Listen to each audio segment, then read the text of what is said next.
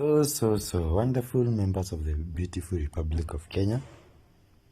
I am trying to really keep afloat with all the information that has been floating by and about, both politically and, in the arenas. And something that has been troubling the Republic of Kenya for days, I think weeks by now. I was really unable to comment on it, but now here it goes. And this is the fertilizer scandal. I think there's a time I had made a video about it, but I've decided to remake it because it seems that this is going to take longer and longer and is going to continue being more and more mysterious than it has and will always be. But now the question really actually is, what is happening around the fertilizer saga? And in my previous video I did talk about how it was William Samoei Arap Ruto's flagship project. Day one, the very first day alichukua ofisi, the first thing he talked about was fertilizer. Sijui leveraging production rather than subsidizing consumption. A narrative I knew was not going to be true, or it was not being very clear. And every time something is not very clear how you're going to be subsidizing production, and you cannot tell me that you're just talking about production, you're just talking about agriculture. And even agriculture, not wholesomely, but on only one aspect of fertilizer. I mean, there's so much that has to do with agriculture production. There has to be machinery, there has to be tax costs, the taxation of agricultural inputs. For example, jembe unaenda kununua, how much is a jembe? Machinery, how much is a tractor? How much is labor? How much is seedlings?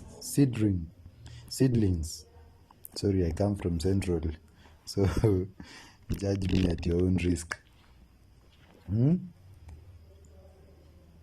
So the president was not really being very open with us when he was telling us that he was going to be talking about subsidizing production. But regardless of whether he was being good on us or on his words, fertilizer he gave people. So everything fertilizer goes back to the horse's own mouth of the president, not even the CSS.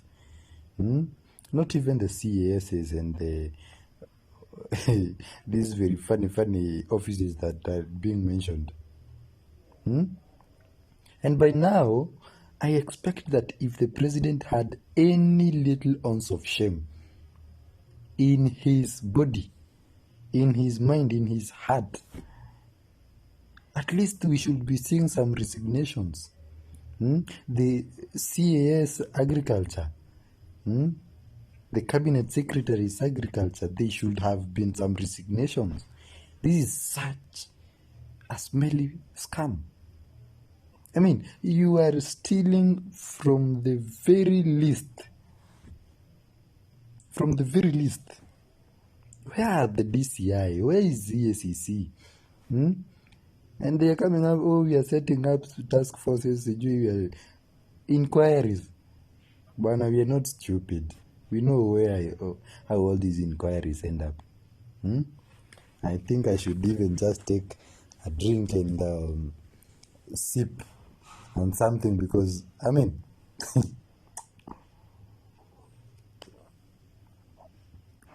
tell us. I mean, I don't need... The government doesn't need to set up any task force or inquiry to know where the fertilizer is coming from. Those are documents that just, in fact, if anybody was serious about it, just a day. Because just going to that farmer from Yahururu who was given that fake fertilizer, asking that farmer, where did you get this fake fertilizer? Let's go there. Arrest those who sold that fertilizer.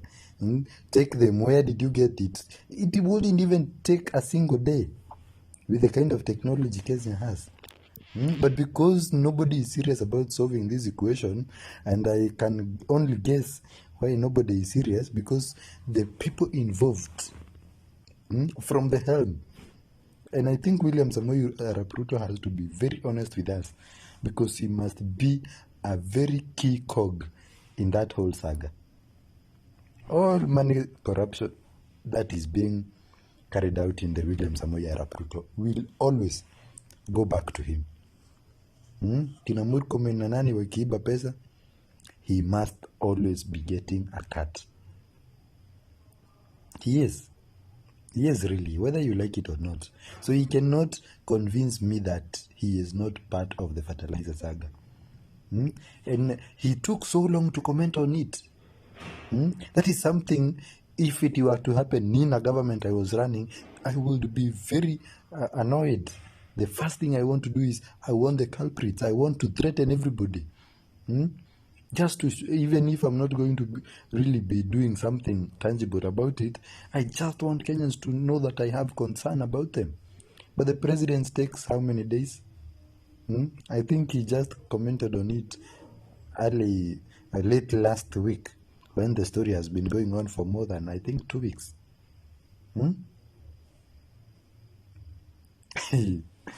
Anyway, let the scam continue.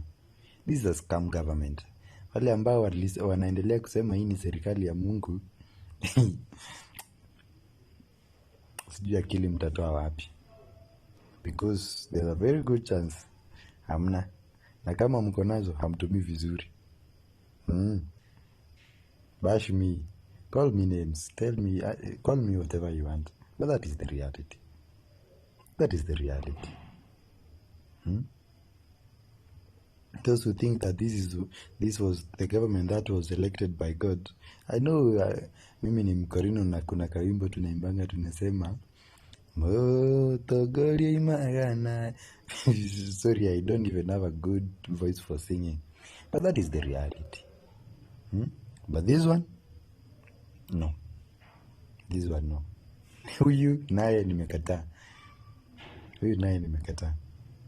Yani, Wakenya, we are not only just being overtaxed from all corners, left, right and center, we are even being sabotaged.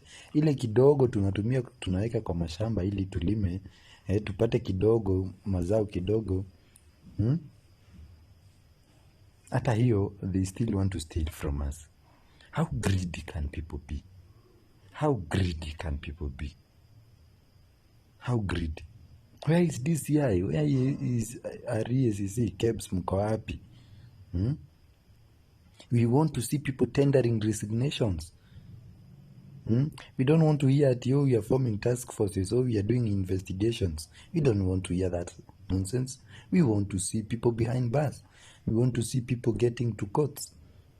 We want to see William Samoei Ruto very vocal about it, not this half-hearted story. So, sijui I will do what, I will not do what. Even part of the government has still denied that there is fake fertilizer. That is how they started. They started by denying. Some are still denying. Who are they protecting? Bwana, stop taking us for jokes. We are not jokes, man. We know what is going on. And I can only, and I will always tell people that the kind of smell that will be left by William Samoei Arap Ruto and his cronies by the time wanatoka kwa hii serikali, itanuka Kenya for the next 50 years. I know people think that there's so much thievery and corruption that is going on, but my friends, you don't even have an idea what is happening. Hizi ni story kidogo kidogo zina leak by some bad luck. Stories zitakuja hata zingine mbaya. Wachana na fertilizer. I know wakulima wako like, hey, this is so bad. So bad. You are yet to see so bad. Anyway, this is Kenyan Opinion TV. Don't forget to like, comment, and subscribe. Ciao.